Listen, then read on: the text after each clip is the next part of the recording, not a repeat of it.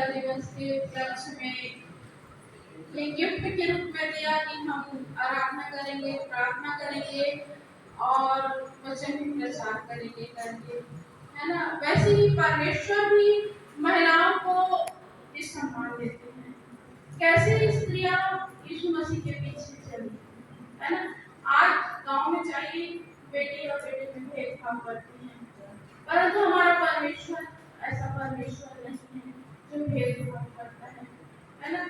ये स्त्रियों के ऊपर भी दबाव डाला गया होगा कि तुम यीशु मसीह के पीछे क्यों जा रहे हो। उसके घर के लोग बोले होंगे, लेकिन परमेश्वर कहता है अपने वचन के द्वारा, हे सच्चे सहकर्मियों, मैं तुझसे भी विनती करता हूँ कि तू उन स्त्रियों की सहायता कर, है ना। जो परमेश्वर के पीछे चलते हैं उसकी सहायता परमेश्वर करता है। आज चर्च में तो प्रत्येक चर्च अधिकतर पास्टर लोग ही चलाते हैं, महिलाएं कम चर्च चलाती हैं, है ना।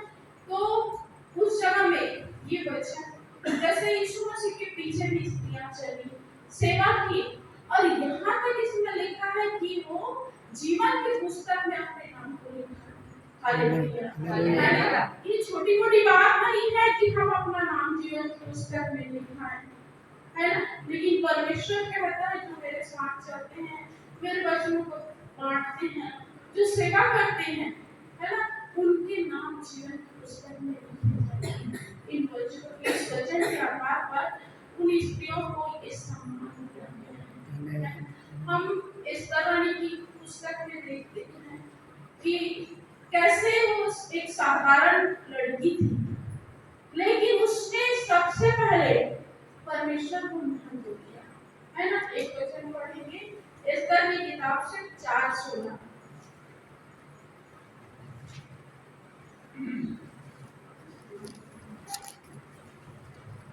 तू जाकर सुसन के सब यहूदियों को इकट्ठा कर और तुम सब मिलकर मेरे निमित्त उपवास करो। 3 दिन रात न उठो, कुछ खाओ और न कुछ पियो।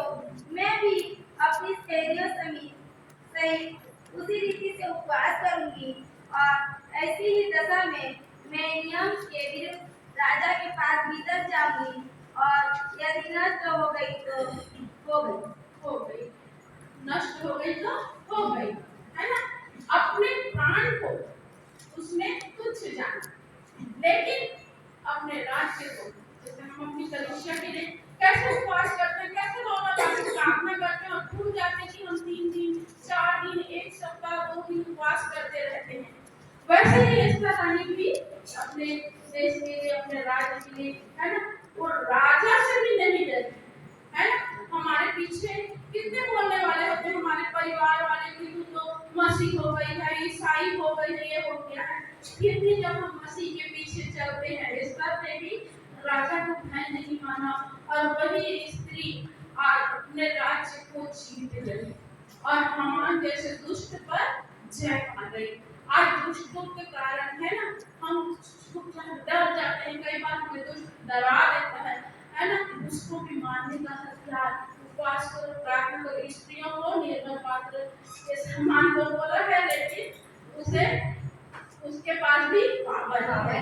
Hallelujah, hallelujah. उस पावर को हम इस्तेमाल कर सकते हैं। अगर यहोवा हमारे साथ है तो हमें डरने की कोई बात नहीं है। हालेलुया।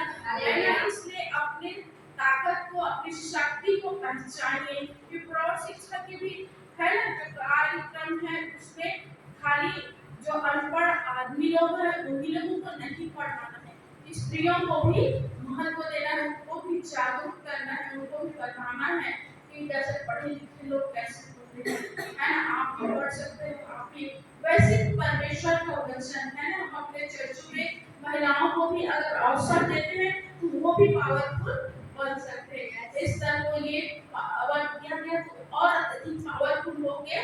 वो ऐसा उपवास की, ऐसा प्रार्थना की तो राज्य को जीत गया, नष्ट हो गया। Hallelujah, hallelujah. एक वचन और निकालेंगे हम,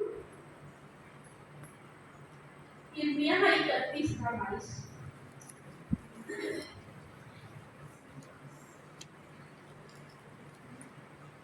हे भटकने वाली कन्या, सदा मिलती रहेगी। यहोवा की नई सृष्टि पृथ्वी पर प्रकट होगी, अर्थात नारी पुरुष की सहायता करेगी।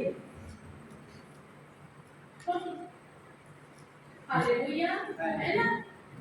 जो स्त्रियां भटक रही हैं, अभी जैसे हम बहनों को बोले आइए ना आप लोग भी गाना गाइए, पर उन लोग को कुछ नहीं छोड़ना चाहते थे, इसलिए नहीं आए। ठीक है, जब जाइए भी, है ना, लेकिन जो आगे बढ़ सकता है उसे मत हटाइए, क्योंकि स्त्रियां भी पुरुष का उद्धार करा सकती है। Hallelujah, hallelujah. हमारे घर में हमारे हस्बैंड है, बेटे लोग हैं, वो लोग काम में जाते हैं और माँ सारा काम करके स्त्रियां सारा अपना काम निपटा लेंगी, उसके बाद सबसे पहले भोजन की ओर नहीं भागती है, परंतु जिस भोजन की ओर भागती है और उन्हें देखती है मेरा हस्बैंड काम में गया, काम दे, अच्छे से रख, मेरे बेटे को पढ़ाई में, मेरी बेटी की पढ़ाई में आशीष दे। हम अपना जो पेट का भोजन है उसे भूल जाते हैं और इस भोजन की ओर भागते दौड़ते हैं कि हमारे घर में कोई विपत्ति न आए। जैसे एस्तर ने कहा विपत्ति तो आई है पर मैं उससे लड़ सकती हूँ, क्यों नहीं लड़ सकती? मेरे पास भी परमेश्वर की सहायता है, उसने भी मुझे अपनी आत्मा से भरा है, पवित्र आत्मा से भरा है ना, मैं भी ये कर सकती हूँ। मैं राजा के पास गिड़गिड़ाने नहीं जाऊंगी, परंतु मैं अपने टावर का इस्तेमाल करूंगी। हालेलुया। अगर हम देखते हैं मत्ती की पुस्तक में, है ना, तो पुराने नियम से मत्ती 1:5 पढ़ेंगे, नया नियम में समुनोन और राहब से बोअज उत्पन्न हुआ, बोअज और रूत से ओबेद उत्पन्न हुआ और ओबेद से यिशै उत्पन्न हुआ। हालेलुया। ये कहाँ की महिलाएं हैं? पुराना नियम। राहब एक वेश्या थी,